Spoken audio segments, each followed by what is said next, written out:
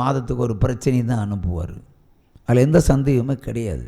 நீ வசனத்தை சோதிச்சு பாருங்கள், புடம்பட்டு பாருங்கள், அப்படியே சத்தியம் தெரியும். சபைகளில் தசமத்தை சொல்லுவாங்க. மல்கியா 3ஆம் அதிகாரம் 8, 9, 10 மூன்றையும் வாசிப்போம்.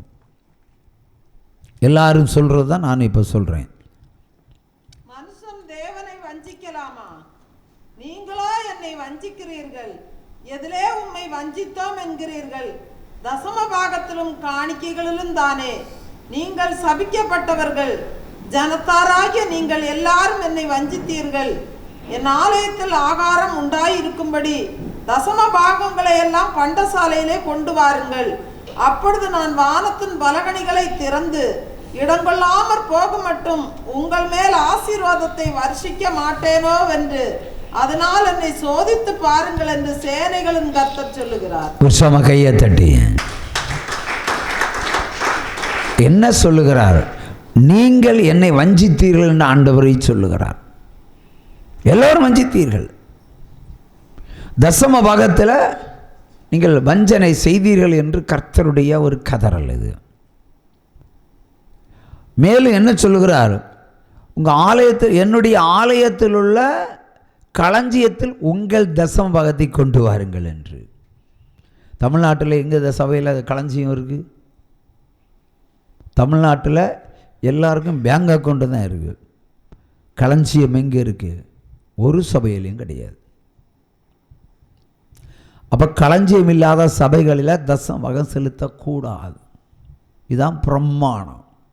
அவை சில சபைகளில், அநேக சபைகளில் கொடுக்கப்படுகிற தசம பாகம் கர்த்தருக்கு போய் சேராது. அது ஒன்றில் சுவிசேஷம் அறிவிக்க பயன்படுத்தப்படணும். இல்லை என்றால் அந்த ஊரில் இருக்கிற, தேசத்தில் இருக்கிற மக்களுக்கு, ஏழை மக்களுக்கு, இல்லாதவர்களுக்கு, இயலாதவர்களுக்கு கொடுத்து தீர்க்கப்பட வேண்டியதுதான் தசம பாகம். ஆனால் இப்போ தசமபாகம்லாம் ஊழியக்காரனுடைய பிள்ளைக்கு, ஊழியக்காரனுடைய பிள்ளை கல்யாணத்துக்கு, ஊழியக்காரன் பிள்ளையுடைய படிப்புக்கு, ஊழியக்காரன் சொத்து வாங்கிறதுக்கு, பிள்ளை பேரில் சொத்து வாங்கிறதுக்கு இது பயன்படுத்தப்படுகிறது. இப்படி பயன்படுத்தப்படுகிற காணிக்கைகளினால் உங்களுக்கு எந்த ஆசீர்வாதம் கடந்து வராது, வரவே வராது. கையை தட்டலாம். அல்லேலூயா. போய் சேரணும் அவருக்கு. அவருடைய களஞ்சியம் வரணும். இப்போ ஒரு 2 மணி 3 மணி ஆகும்போது எல்லாரும் கவுண்டிங் மிஷின்லாம் எடுத்து வச்சுருப்பாங்க சபை பாஸ்டர்ஸ் எல்லாம். இன்னும் ஞாயிற்றுக்கிழமை எல்லாம் எதுக்கு? வந்த வசூலை கணக்கு போடுறதுக்கு, கவுண்டிங் பண்ணுறதுக்கு. பெரிய பெரிய சபையில் விடிய விடிய எண்ண வேண்டியது தான். எங்கே போகுது? தமிழ்நாட்டுக்கே கேட்குறேன், இந்த தசமபாகம் எங்கே போகுதுன்னு ஒரு கேள்வி கேட்டால்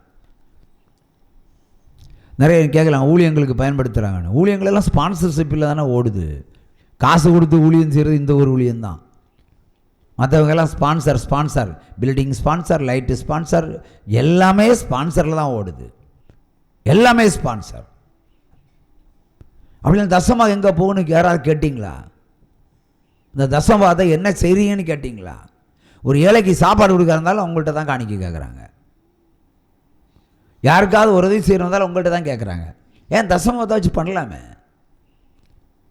கொட்டு மழை போல் கொட்டுது, செய்யல. அப்போ உங்கள் தசமபாகம்லாம் பரலோகத்துக்கு போய் சேரல. அவர் நரகத்துக்கு போகிறதுக்கு ரெடியாக இருங்க. உற்சவமாக கையை தட்டி இதுக்கு சந்தோஷப்படுவோம். உற்சவமாக கையை தட்டலாம். அவை தசமபாகம் என்பது கர்த்தருக்கு செலுத்தப்பட வேண்டியது, இல்லைன்னா ஏழைக்கு செலுத்தப்பட வேண்டியது. களஞ்சியங்களில், வீடு சபையில் நிறைய தானியங்களும் உங்களுடைய முதல் பலங்களெல்லாம் வந்து சேர்ந்துன்னா அதை வச்சு என்ன பண்ணணும்? ஏழைகளுக்கு, இல்லாதவர்கள் கொடுத்து தீர்க்கப்பட வேண்டும். இல்லைன்னா அதை விற்று காசு எடுத்து எங்கள் மாதிரி தொலைக்காட்சிகளுக்கு பயன்படுத்த வேணும். ஏன்னா இது ஒரு உணவு தான். இது ஆவிக்குரிய உணவு, அது மாமிசத்துக்குரிய உணவு. 2 உணவுக்கு மட்டும்தான் தசமபாகத்தை பயன்படுத்த வேண்டும்.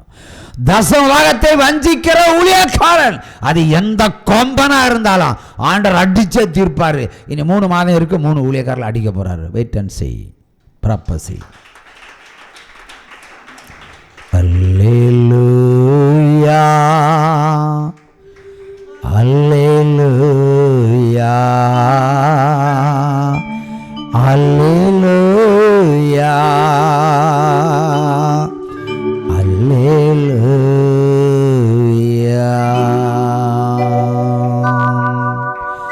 அல்லேலூயா, அல்லேலூயா, அல்லேலூயா.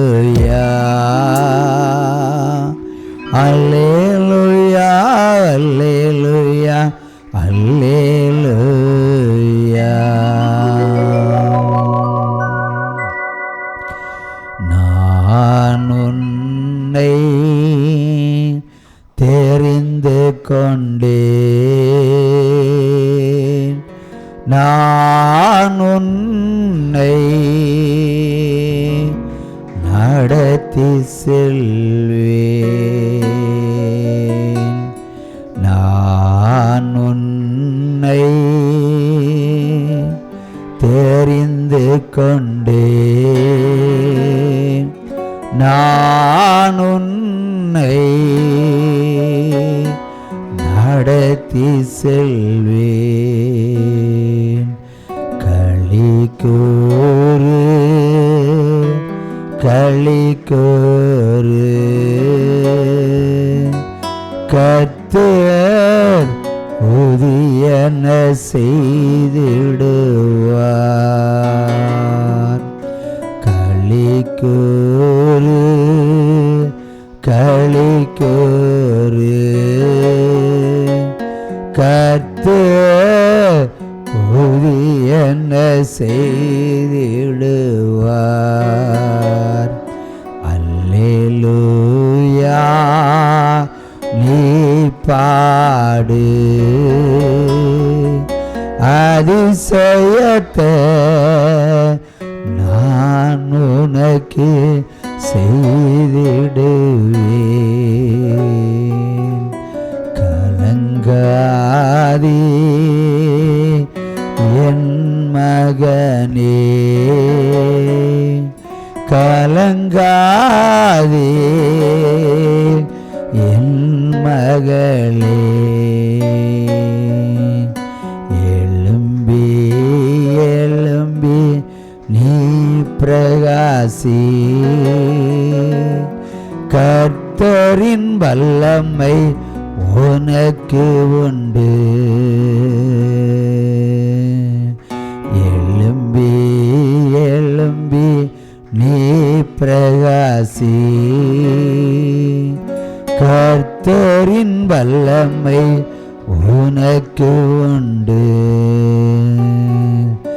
அதிகாலை பொழுதில் அதிசய தேவன் அதிசயம் செய்திருப்பார். ஒரு சமகையை தட்டு அல்லேலூயா. இந்த குறைகள் எல்லாம் நிவர்த்தி செய்த பின்பு அதிகாலையில் கர்த்தரை தேடிப்பார். அதிசயம் செய்யலனா இந்த ஊழியக்காரனை கேளு, அப்பொழுது வரும் உங்களுக்கு பதில். ஒரு சமகையை தட்டலாம். அல்லேலூயா. அவை வேத வசனங்கள் வாசிப்பதற்கு மட்டுமல்ல, அதை தியானிப்பதற்கு மட்டுமல்ல, அதை பின்பற்றி நடப்பதற்கு. அப்போதான் உங்க வீடுல களஞ்சியம் நிரம்பி வழியும், நிரம்பி வழியும். நீ எவ்வளோ கோடி சம்பாதிச்சாலும் அதுல 18% கவர்மெண்ட்டுக்கு டாக்ஸி கட்டணும், அதுக்கு மேலேயும் 60% வரைக்கும் கட்ட வேண்டிய சூழ்நிலையில் வரும். நீ சம்பாதிக்கிற பணம் உனக்கு சொந்தம் இல்லை, கவர்மெண்டே அதிகம் வசூலிக்கிறது. என் கருத்துக்கு தசமம் கொடுத்தா என்ன குறைச்சல். நம்ம எல்லாம் சிக்கனை சாப்பிடுவோம், சாப்பாடு இல்லாத எத்தனை பேர் இருப்பாங்க, பசியோட எத்தனை பேர் இருப்பாங்க. சரி, ஊழியங்களுக்கு கொடுக்கறதா உங்களுக்கு மனசு கஷ்டம், ஏழைகள் கொடுக்கறது என்ன கஷ்டம்? நீங்கள் ஏழையாகாமல் இருப்பதற்கு நீங்க கொடுத்து தான் ஆக வேண்டும். இதான் சத்திய பிரமாணம். உற்சமா கையை தட்டலாம். ஹல்லேலூயா. சிங்க கேவியோ சூளை நெருப்போ அவர் என்னை காத்திடுவார். சிங்க கேவியோ சூளை நெருப்போ அவர் என்னை காத்திடுவார். அவரே என்னை காண்பவர், அவரே என்னை காப்பவர்.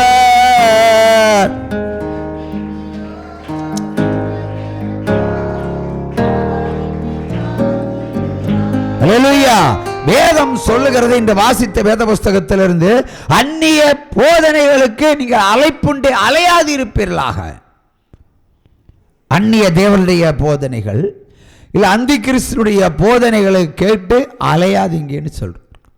அலைப்புண்டு அலையாது இருப்பீர்களாக. கையில வேதம், உங்களுக்கு இருக்கிறது. படித்து பகுத்தறிவை பயன்படுத்தி புரிந்து கொண்டு அது நடந்தால் என்ன? ஏன் இந்த குடும்பத்தில் கடன்கள்? ஏன் இந்த குடும்பத்தில் வியாதிகள்? ஏன் இந்த குடும்பத்தில் பிரச்சனைகள்?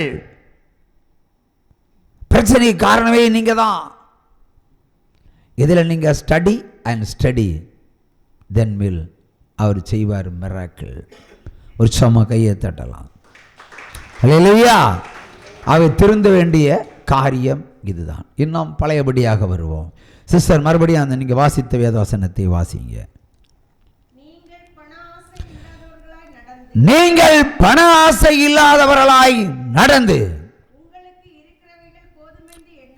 உங்களுக்கு இருக்கிறவைகளை போதும் என்று எண்ணுங்கள்.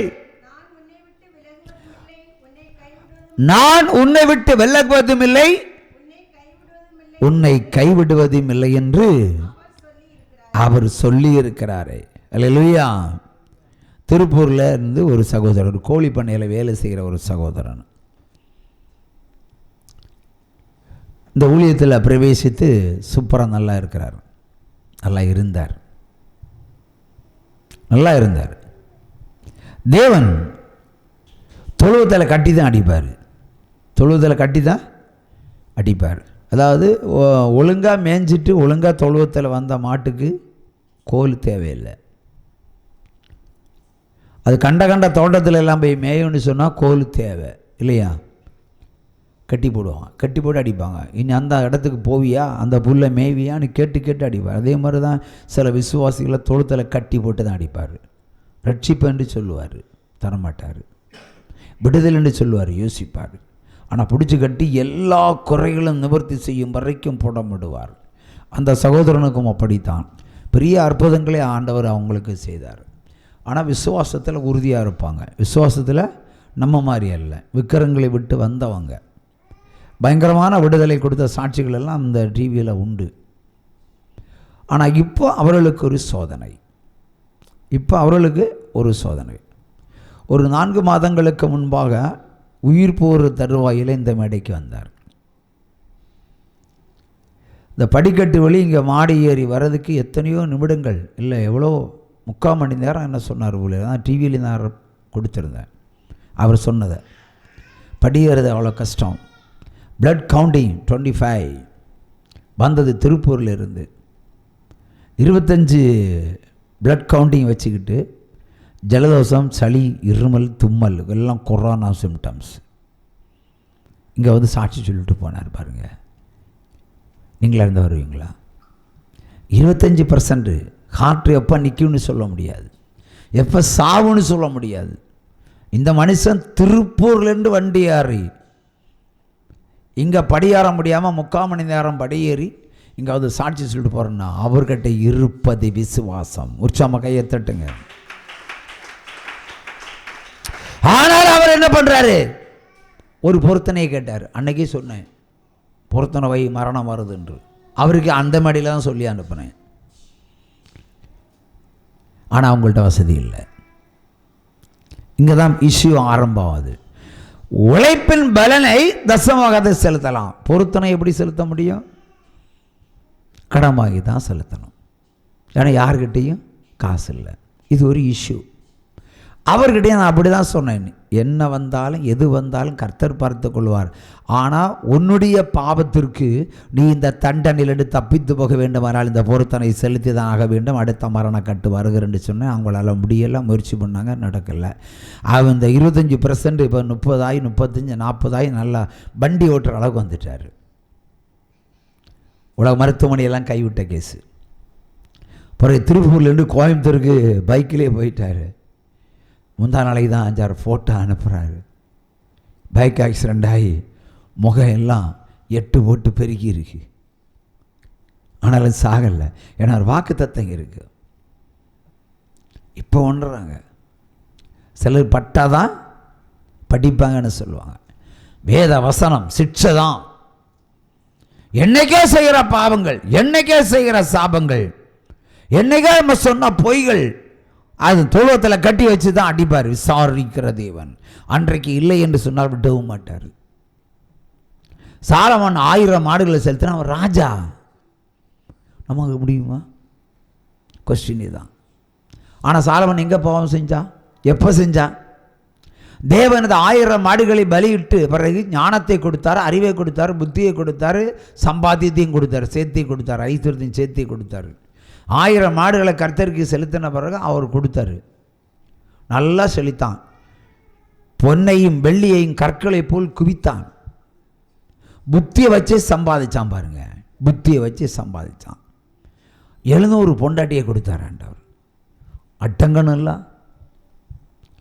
300 மறுமனையாட்டிகளை விக்கிரகத்தை நேசிக்கிறவர்களை கல்யாணம் பண்ணி நாசமாய் போன சாலமன் தான். அடிக்கிறவன் அவர் தான், அழிக்கிறவரும் அவர் தான், கிழிக்கிறவரும் அவர் தான், கொல்லுகிறவரும் அவர் தான், தாழ்த்துகிறவரும் அவர் தான், உயர்த்துகிறவர் தான். கீழ்ப்படிந்தா உயர்த்துவார், இல்லைன்னா சாகடிச்சிடுவார். தசமபாதம் சேர்த்து தான் சொல்கிறேன். இதுதான் வேதம், இதுதான் தேவன். சாலமனுடைய வாழ்க்கையில் கூட ஒரு சத்துருவை தேவன் எழுப்பினார். சாலமனுக்கே எழுப்பினார். சங்கீதம் 89 அதிகாரத்தை படித்து பாருங்கள். நிபந்தனையோடு சொல்லியிருப்பார், நீ ஒழுங்காக இருந்தால் நான் இப்படி இப்படி வச்சுருப்பேன், நீ ஒழுங்கு இல்லைன்னா இப்படி இப்படி அழிப்பேன்னு சொல்லியிருக்கு. அதே மாதிரி தான் செஞ்சு முடித்தார். அதே தான் தாவீதுக்கும் கூட. ஆனால் தாவீது சாலமனோட பெட்டர் என்றால் திருந்தி விட்டான். ஆகவேதான் தாவீதின் கோத்திரத்திலிருந்து யூத ராஜசிங்கம் இயேசு கிறிஸ்து வந்தார். உற்சாகமாக கையை தட்டுங்க. திருந்தின மனிதன். ஆனால் சாலமன் திருந்தலை. விற்கிறது பலியிட்டவனை கொல்லத்தானே செய்யணும். அழிச்சார்ல. அவன் கட்டின ஆலயத்தை இடிச்சார் பாருங்க. எவ்வளவு கட்டுமையாக இருந்திருப்பார். பரிசுத்தமான தேவாலயம் வெளிச்சமாய் இறங்குறார். எல்லா ஜனங்களும் பார்க்கிறாங்க. வெளிச்சம் இருக்கிறது. அக்னி ஸ்தம்பம் எருசலேம் ஆலயத்தில் வருகிறது. எல்லா ஜனங்களும் பார்க்கிறார்கள். மேக ஸ்தம்பம் இறங்குகிறது. எல்லா ஜனங்களும் பார்க்கிறார்கள். மோசே மட்டும் போய்